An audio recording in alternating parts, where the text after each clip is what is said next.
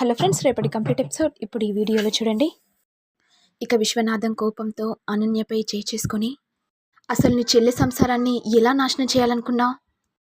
శరణ్య నీకు ఏం అన్యాయం చేసిందని నువ్వెందుకు ఇలా చేసావు అనన్య? నాకు చెప్పు. ఏంటి నాన్న, ఏం మాట్లాడుతున్నావు? శరణ్య జీవితాన్ని నేనెందుకు నాశనం చేస్తాను? అనన్య, నీ మాటల్ని కట్టిపెట్టు. అన్ని విషయాలు నాకు తెలిసిపోయాయి. దర్శన్కి శరణ్యకు విడాకులు ఇవ్వాలని నీ ఆలోచనే కదా?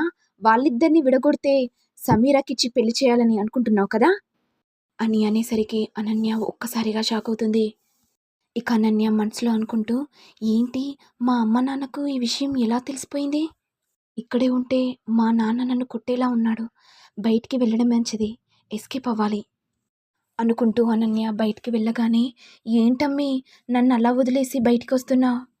ఏం చెప్పమంటావే? మనం చేసిన ప్లాన్ మొత్తం మా నాన్న అమ్మకు తెలిసిపోయింది. ఇప్పుడు కానీ నువ్వు ఉన్నావంటే మన ఇద్దరి మెడల్ పట్టుకొని బయటికి గెంటేస్తారు. అలా చేయకుండా ఉండడానికి సైలెంట్గా నేనే వచ్చేసాను. ఎవరికైనా ఏదైనా తప్పు చేస్తే మనది మనకే తలుగుతుందని అంటారు కదా, ఇదేనేమో ఇప్పుడు మన మెడకే మనకు చుట్టుకుంది. అమ్మా, మరి నువ్వెక్కడుంటావే? మరి నువ్వమ్మా ఎక్కడనో కిరాయికి తీసుకొని తలదాచుకో అమ్మా, అదే నీకు కరెక్ట్.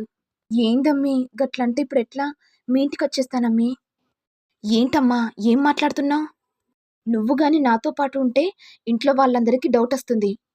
నీ దారి నువ్వు చూసుకో అమ్మా అని చెప్పి అనన్య వెళ్ళిపోగానే, ఇటు గీత విశ్వనాథం కోపంగా ఉండడం చూసి శరణ్య వచ్చి, ఏంటమ్మా ఏమైంది?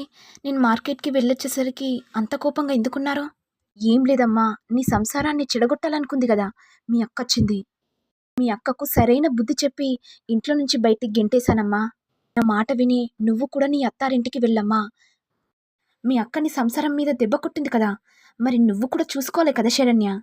ఇక్కడ మూలన కూర్చొని ఏడవడం కంటే అక్కడ వెళ్ళి అనన్యకి దెబ్బ కొట్టాలమ్మా. నువ్వెంత నరకం అనుభవించావో మీ అక్క కూడా అంత నరకం అనుభవించాలి కదమ్మా. అప్పుడు తెలుస్తుంది, అయ్యో మా చెల్లికి ఇంత అన్యాయం చేశానా అని. అవునమ్మా, నువ్వు చెప్పేది కూడా నిజమే. ఇప్పుడే నిన్న అత్తగారింటికి వెళ్ళిపోతాను అనుకుంటూ శరణ్య తన అత్తగారింటికి వస్తుంది. ఇక తెల్లవారేసరికి పూజ చేయడం చూసి ఇంట్లో వాళ్ళందరూ బయటికి వచ్చి, ఏంటి ఇంట్లో సాంబ్రాణి వాసన వస్తుంది? అయినా ఇంట్లోకి ఎవరు వచ్చారు? అంతకుముందు శరణ్య పూజ చేసేది కదా. లీలావతి అనేసరికి ఇంతలో శరణ్య రావడంతో ఇక శరణ్యం చూసి ఆనంద భైరవి చాలా సంతోషపడిపోతుంది. ఇటు అనన్యేమో శరణ్యం చూసి, ఇంత అన్ఎక్స్పెక్టెడ్గా శరణ్య ఇంట్లోకి వచ్చిందెందుకు?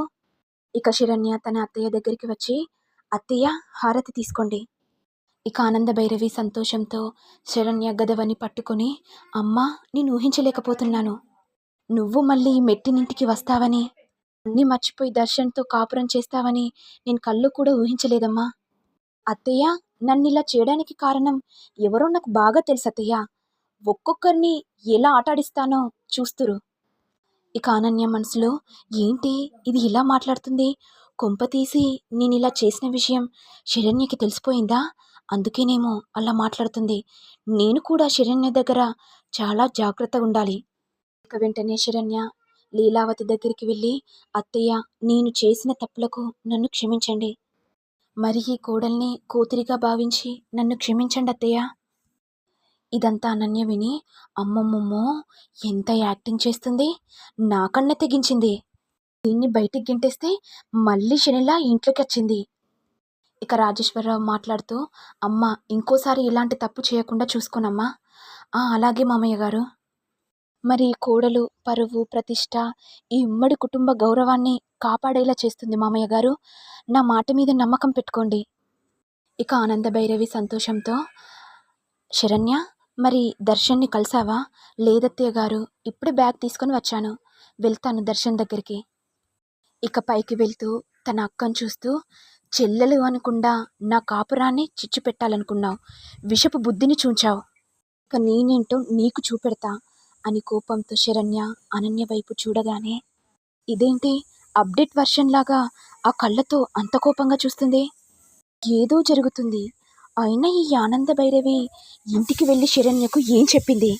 నేను నా గొంతు మొత్తుకొని శరణ్యకు ఎన్ని చెప్పినా అత్తయ్య మీద మాట గౌరవం పెంచుకొని ఇక్కడికి వచ్చిందా?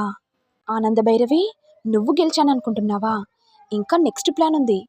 దాని మీద గెలిచి చూపించు అని అనన్య మనసులో అనుకుంటుంది. ఇక శరణ్య దర్శన్ రూమ్లోకి వెళ్ళగానే దర్శన్ చూసి కోపంతో, ఏ మహానటి, మళ్ళెందుకొచ్చావే? నా జీవితంలో నుంచి వెళ్ళిపోయావని సంతోషంగా ఉన్నాను, మళ్ళీ శనిలా దాపరించావా?